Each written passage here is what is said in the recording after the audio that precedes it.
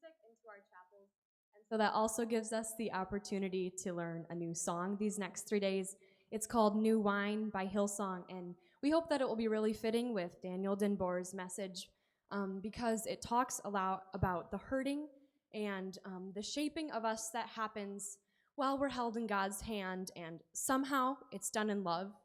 We don't know how, and that doesn't diminish the hurt, and that doesn't mean we have to get over it sooner, and it doesn't mean we have to ignore it, but we're not a people without hope. So please remember that as we sing our song.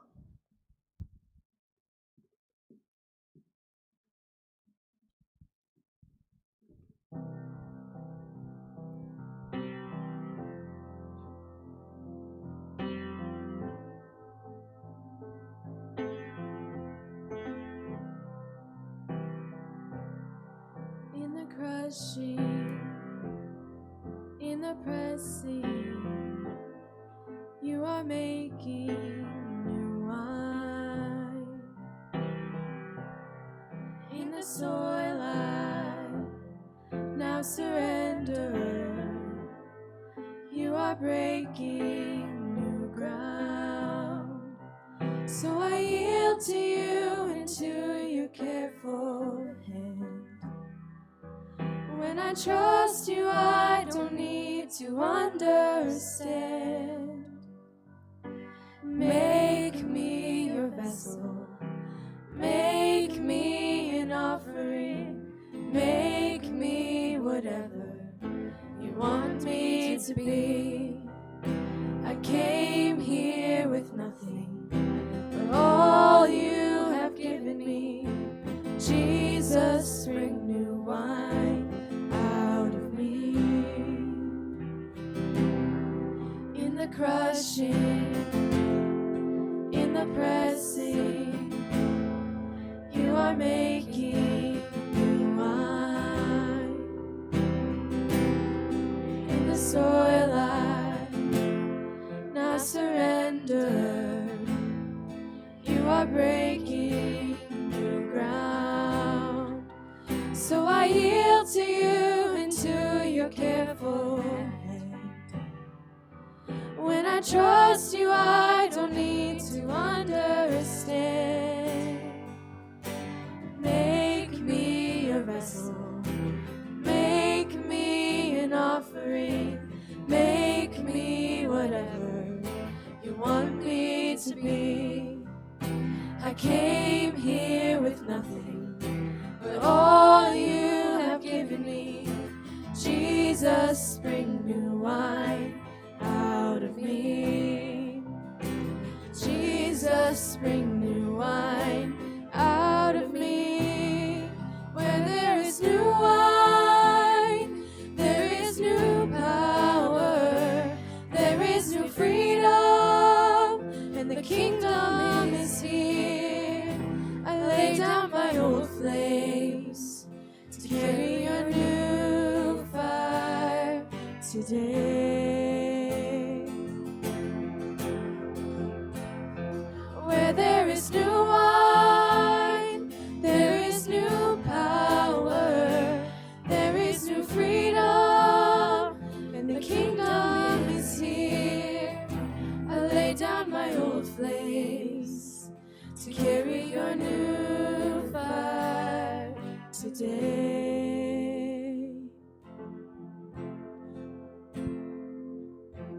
Make me your vessel, make me an offering, make me whatever you want me to be. I came here with nothing, but all you have given me. Jesus, bring new wine out of me. Jesus, bring new wine out of me.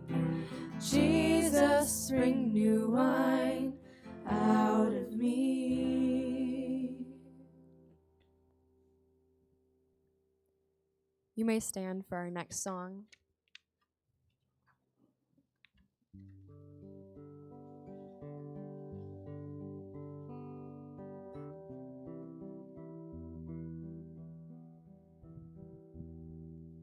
You can have it all, Lord.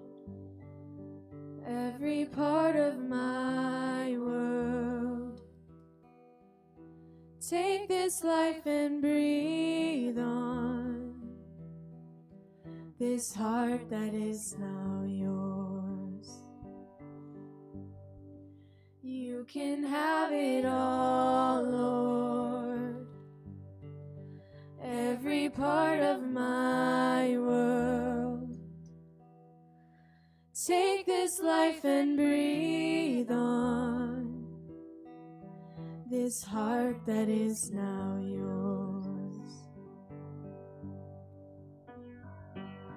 Oh, the joy I found surrendering my crowns at the feet of the King, who surrendered everything.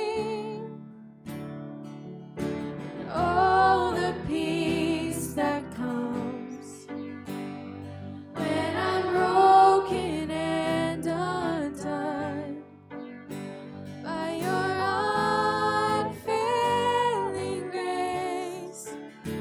I can lift my voice and say, you can have it all, Lord.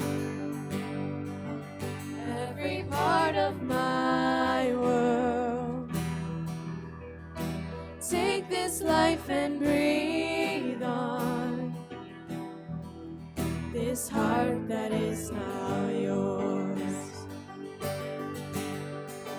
You can have it all, Lord. Every part of my world. Take this life and breathe on this heart that is now yours. There is no greater call than giving you my all. I lay it all down. I lay it all down. There is no greater love, no higher name above. I lay it all down. I lay it all down. There is no greater call than giving you my all. I lay it all down. I lay it all down. There is no greater love, no higher name above. I lay it all down. I lay it all down. You can have it all, Lord. Every part of my world. Take this life and breathe on this heart that is now yours. Please welcome our speaker, Daniel Denboer.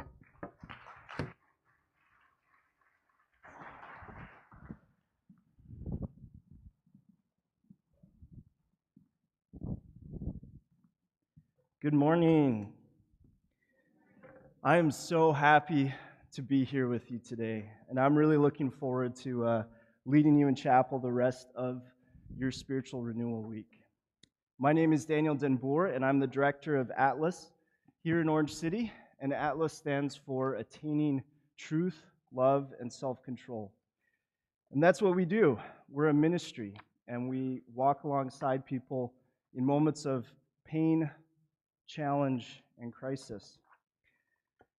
See, pain, whether that pain is anxiety or fear or insecurity or grief, anything, there's one thing you need to get right about pain, and that's you are no less because you are in pain. Being in pain doesn't mean that there is something wrong with you. It doesn't mean that you're not strong enough, that you're not good enough, that you're not loved enough. To experience pain is human. Jesus says in Matthew 5, "Blessed are those who mourn, and blessed are the poor in spirit. And you notice he doesn't qualify that at all. He doesn't say, blessed are the poor in spirit, but only if they are poor in spirit for the right reasons. He just says, blessed are those who mourn, and blessed are the poor in spirit. And so that means that if you walked into this auditorium today and you carried with you pain, if you carried weight in here, if you carried in a hidden or unhidden wound, you are blessed.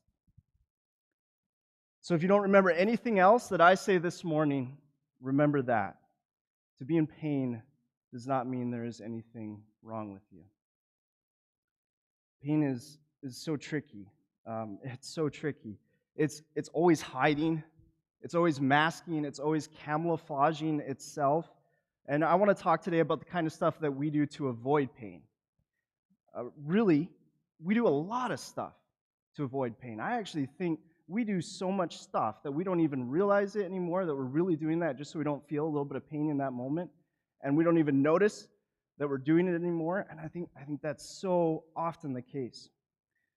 So when you think about things we do to sort of push off pain, put it to the side, move it around, it really comes down to about two different categories. We either try to distract ourselves from our pain, or we try to numb ourselves from our pain. Right? So, and then sometimes we are actually doing both at the same time, and they kind of meet in the middle. So when we distract ourselves from our pain, we experience pain and we try to move in a different direction. The best example of this is anger. Anger is the most perfect way to divert out of pain. And I do want to hold space for anger to be a good thing. There's such a thing as righteous anger, particularly if we're talking about injustice or unfairness or something like that. But so often, pain is hiding inside anger. And there's good reason for that. There's good reason for that, and that's because pain is such an intense experience that only anger, out of all the emotions that we can experience, only anger feels like it has the intensity that matches the intensity of pain. One of the reasons we fear pain is because it makes us vulnerable. Pain makes us realize that we are able to be hurt. To admit to ourselves and maybe to others that we feel pain, it sometimes feels like we're saying we're not strong enough, or we're recognizing that others might have power over us.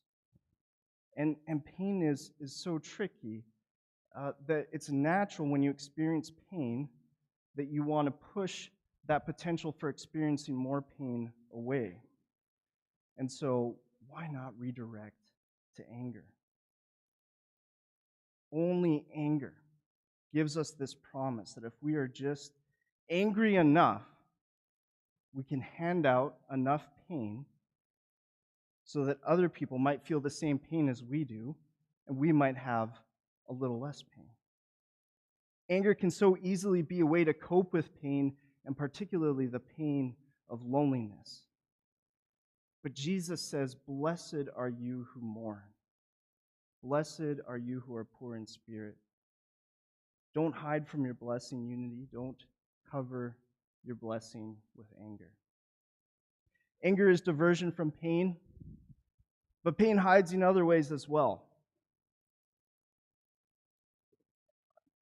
Blaise Pascal, who I would be so impressed if anyone ever heard of him before, but that's okay if you didn't. Blaise Pascal, he's a famous mathematician and also a Christian philosopher, and he once said that, he's from the 1600s, so he once said that there would be no wars if people could just sit in a room by themselves. What a weird thing to say. And he's really talking about boredom, I think, and boredom feels like this really sort of simple experience, but it's actually not that simple. Boredom is often emptiness or a feeling of numbness. So when we experience boredom, we get this feeling of emptiness, and then sometimes we want to distract from that. So we have this need to be stimulated, to have fun, to be doing something. And have you ever sat in line or stood in line somewhere and you look up and down the line and everybody is doing this, right? And I do it too. I do it all the time. And the funny thing is, I don't always know why I'm doing it. What I'm trying to cover up in that moment, right? Am I feeling afraid? Do I not want to talk to the people around me? Do I not want to make eye contact with them? Am I insecure? Am I bored? What's going on? And I don't want to talk about phones. I want to talk about the reason, the feeling, the impulse that makes you pull it out in the first place, and then how you feel like 20 minutes after you're doing that, right? Do you feel numb? I always feel kind of numb, right? It's just my own experience of sitting on my phone for 20 minutes. I usually feel kind of numb, right? And so it's not the phone. I mean, the phone is something, that's something else, but it's not the phone. That could be anything. That could be a video game. That could be Netflix. That could be pornography. It could be nicotine. It could be alcohol, right? Often, one of the ways that we deal with pain is by distracting and numbing at the same time. And so we're pushing away the emptiness, we're pushing away the fear, we're pushing away the insecurity, right? And we're coming on to something else, headed for something else, right, that can kind of mask and numb that pain away. So the problem with numbing pain, though, is it's kind of scattershot. You don't just numb the negative emotions and experiences, you actually also numb the positive ones. So I say this all the time in my work. If you're numbing yourself constantly, whether that's by drinking or by something else, anything that just kind of pushes those emotions away, sure, you're reducing your capacity for pain, your ability to feel pain. You're pushing that down, right? Or you're pulling your baseline up, so to speak. But at the same time, you're also reducing your capacity for joy. Right? The unfortunate thing is you can't quite have one without the other. It's a sad fact, potentially, but a real fact that your capacity for pain is probably equal to your capacity for joy. So Unity, to find a way through pain, you need to put away the distractions. You need to put them away long enough that you actually feel what you are feeling. Blessed are you who mourn, and blessed are you who are poor in spirit. Don't hide, don't distract yourself out of your blessing.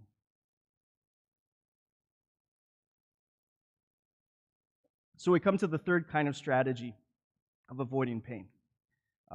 This is the numbness. There's really a type of person who employs this strategy the most, and I have a confession to make. This kind of person drives me personally crazy.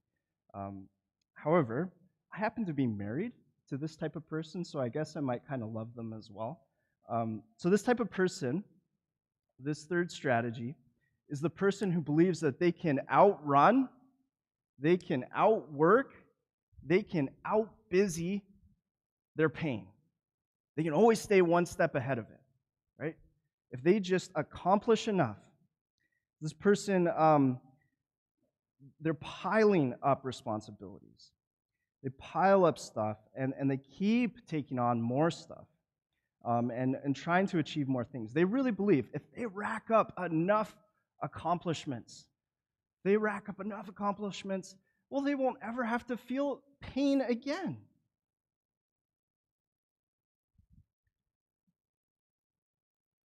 In many ways, Sioux County is this type of person.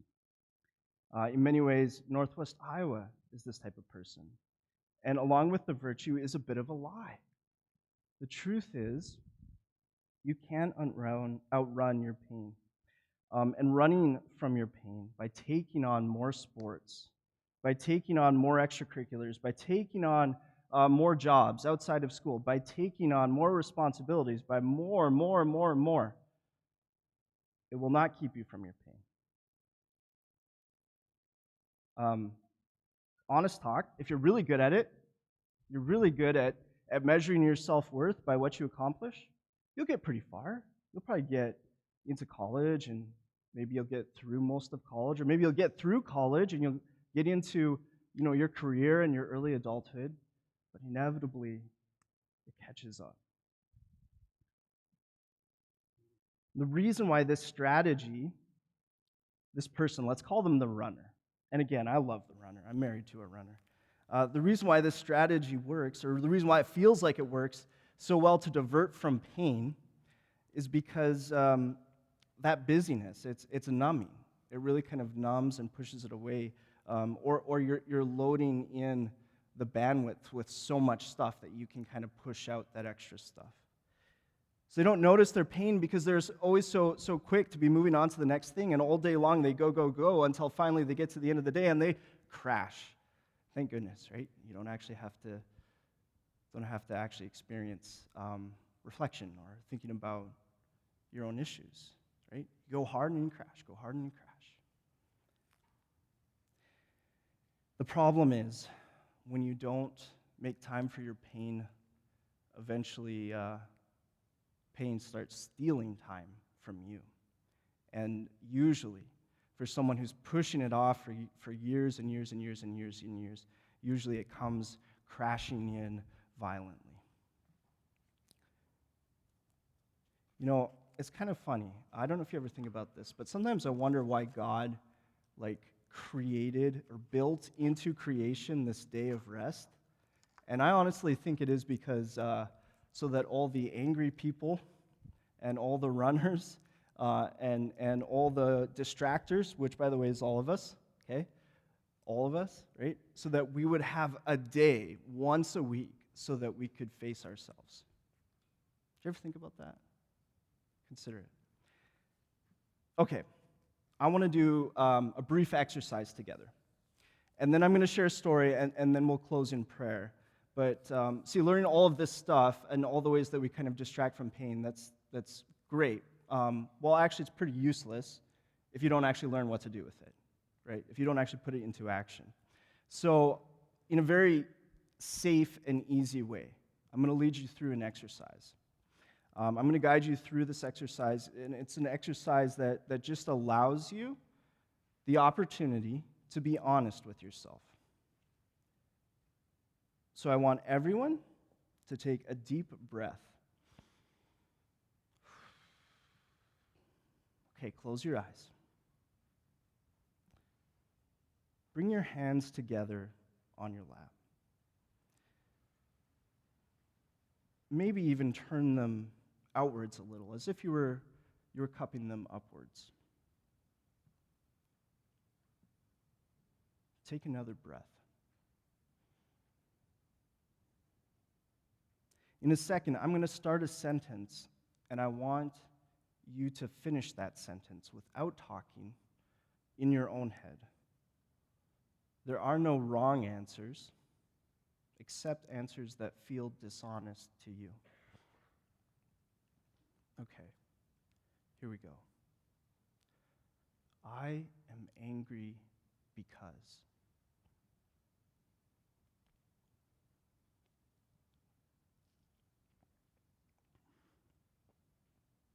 I am sad because.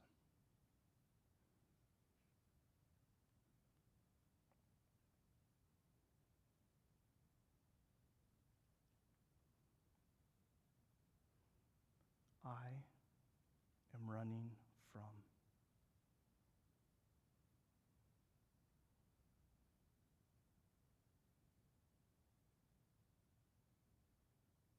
Take another breath.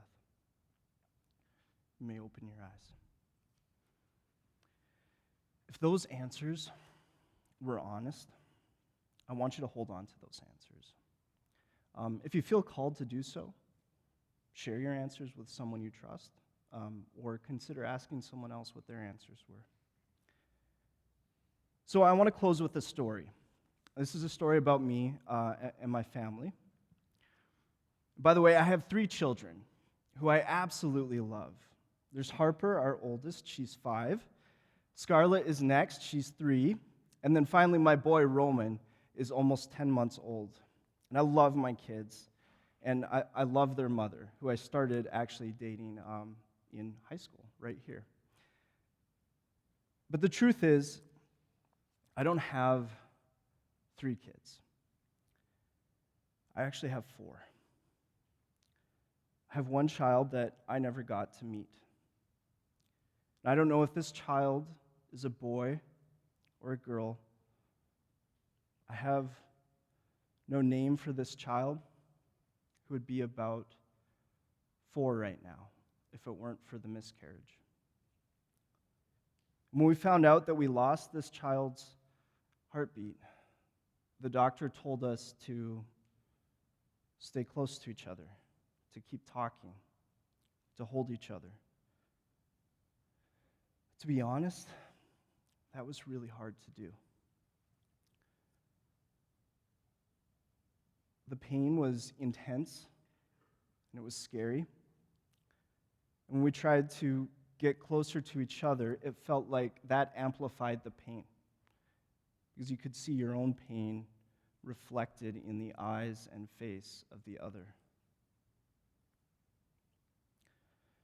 And I couldn't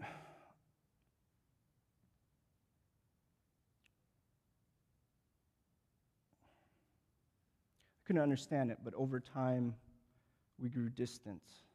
And then that distance grew further and further. And I can say that all the strategies to avoid pain that I talked about this morning, I did them all. I found myself getting really angry. I tried to numb the pain away. I threw myself into work even harder to avoid the pain. I couldn't understand why this little life that I was a part of creating was lost. And I couldn't understand why my marriage was growing cold. And so I kept feeling numb, and I kept getting angrier until I had an opportunity. I had enough space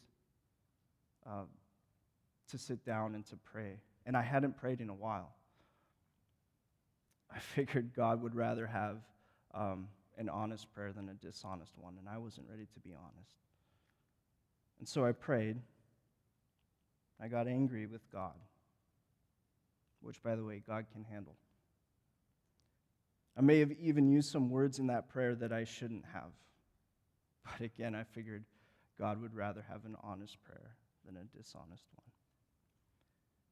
And I kind of had it out with God. And in the middle of my anger, I began to realize that buried beneath my anger was just this profound feeling of loss and sadness.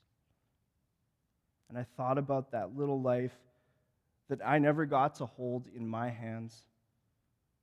And I thought about all of the life that that child should have lived. And I realized that I could not guarantee that child their life. I could not protect that child or keep that child safe.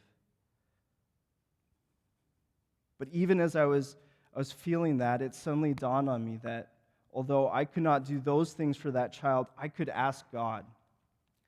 And to be honest, I was still a little angry, so I may have demanded that God take care of that child because I could not. I felt relief in my heart. I did not feel joy, but I felt peace. I felt like I could let go of the anger and of the pain. I honestly felt like I had handed my child to God. I want to close our time today with prayer. But this prayer will be a little different. I want you to think back to our exercise earlier. I want you to recall your answers to those sentences. Pick the answer that resonated the most with you. Or if perhaps you've thought of something else since then, a more intense pain or a deeper wound, I want you to hold that thing in mind in our prayer together. Please pray with me. Holy and gracious God, God, you already know what's in our heart before we do. Our thoughts and feelings never surprise you, although they sometimes surprise us. God, in truth and in all honesty, we have harbored pains that we have not turned over to you. We now offer that pain to you. We cannot fix it. We cannot move it. We cannot push it away forever. So instead, we offer it to you, and we hand it over to you now.